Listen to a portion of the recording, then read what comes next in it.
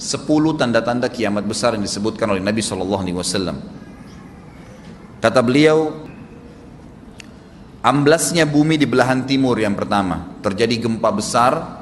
Sebagian ulama hadis mengatakan bagian Asia, di mana Allahu alam.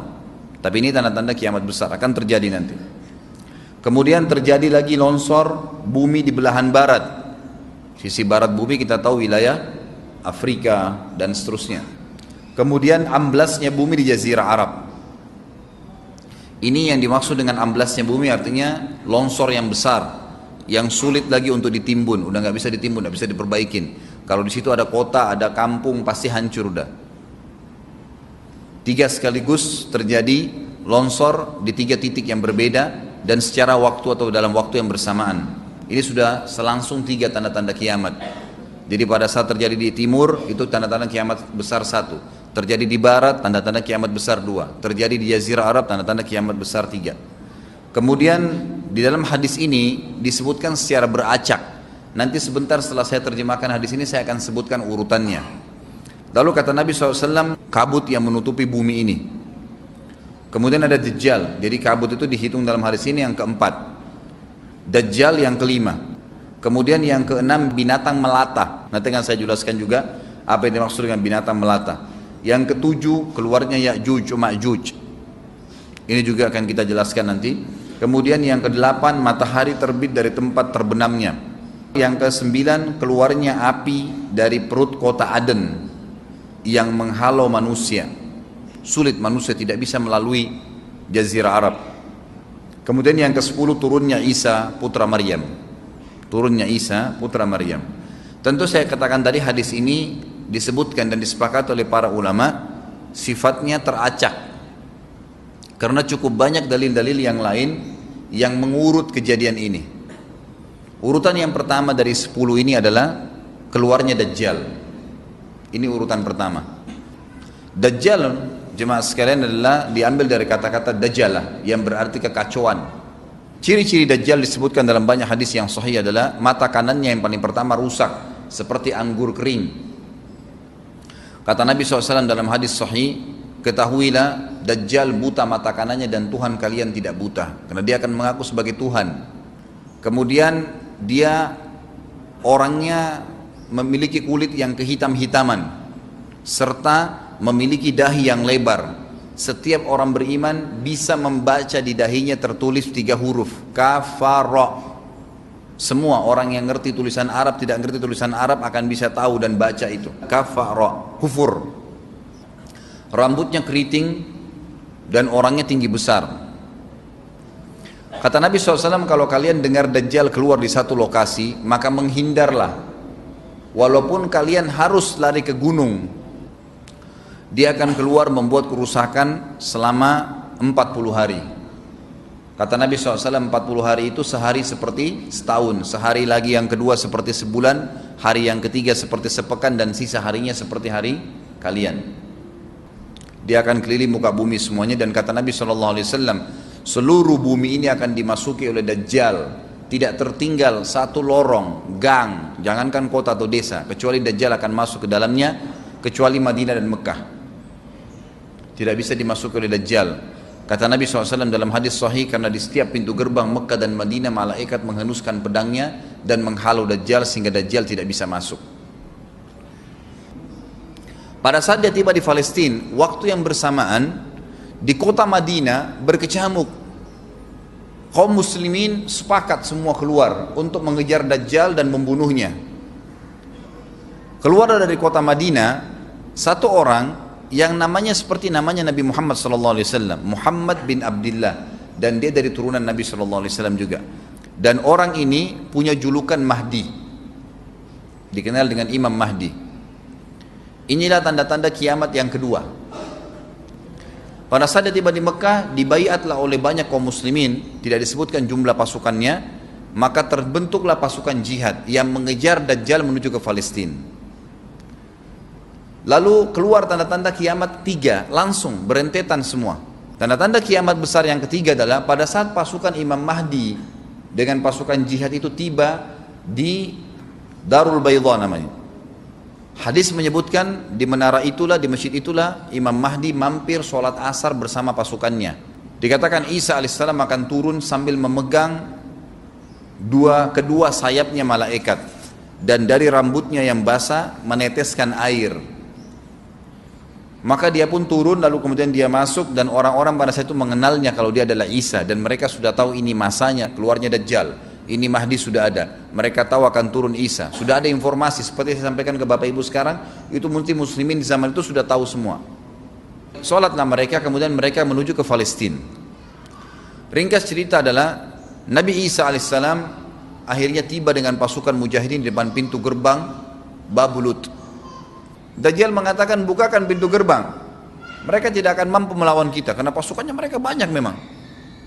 Maka Dajjal dengan sombongnya menunggu di depan pintu gerbang. Pada saat dibuka, Dajjal kaget melihat ada Isa alaihissalam.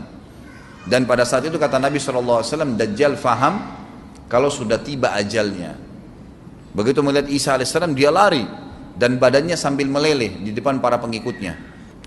Pada saat Dajjal mati, pengikutnya pada ketakutan semua. Mereka anggap Dajjal Tuhan, mereka anggap Dajjal orang yang perkasa lah, orang yang kebal lah, beragam macam kelebihan. Mereka kaget pada saat mati, maka bertebaranlah mereka dan akhirnya mereka sembunyi di bawah pohon dan di atas batu. Kemudian batu dan pohon akan memberikan penjelasan, hai muslim ini Yahudi, bunuhlah. Maka dibunuhlah pada saat itu mereka.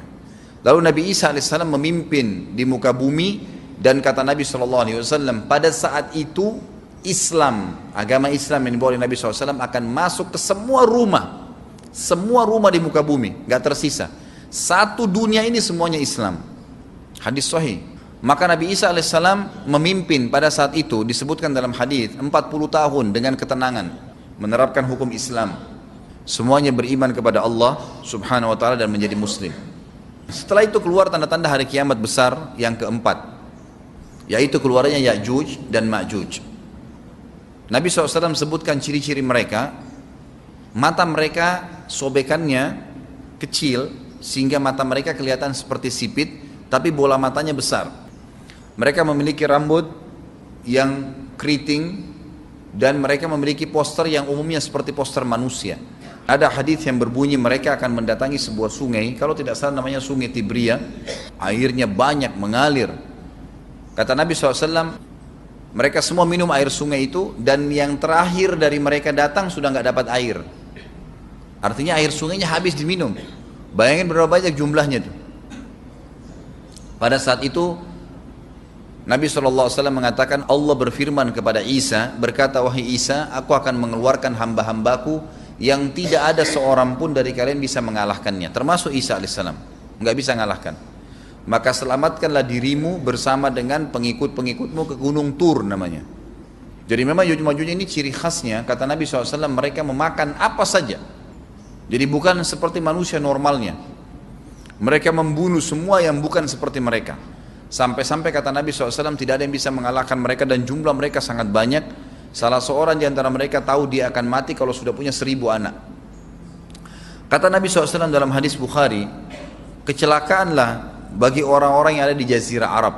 Kemungkinan besar makna ini adalah tempat mereka dekat dengan Jazirah Arab. Kata Nabi SAW, kecelakaan bagi orang-orang yang Jazirah Arab karena telah terbuka dari lubangnya Ya'juj Ma'juj sebesar ini. Udah kasih isyarat dengan jari ibu jari sama jari tengahnya. Artinya mereka sudah bisa melihat keluar.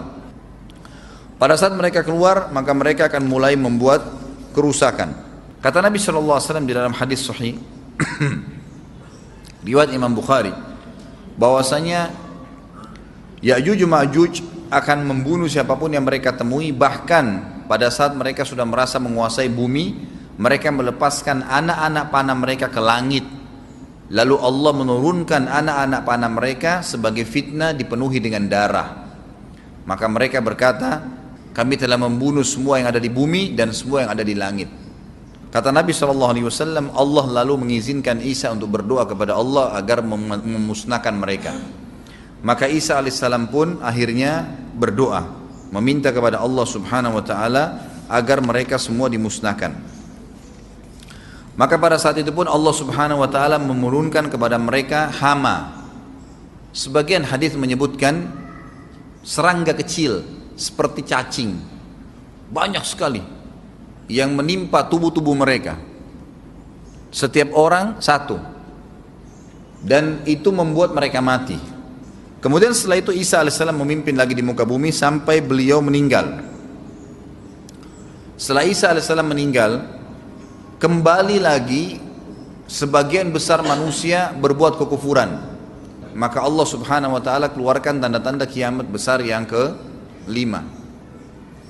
Yang kelima ini adalah keluarnya hewan atau binatang melata. Binatang melata ini disebutkan dalam hadis yang sahih riwayat Bukhari, bahwasanya Allah SWT akan keluarkan, tapi tidak disebutkan dari bumi mana dia keluar. Dia akan keluar hewan melata yang bisa berbicara seperti manusia dan badannya dipenuhi dengan bulu. Allahu a'lam bagaimana.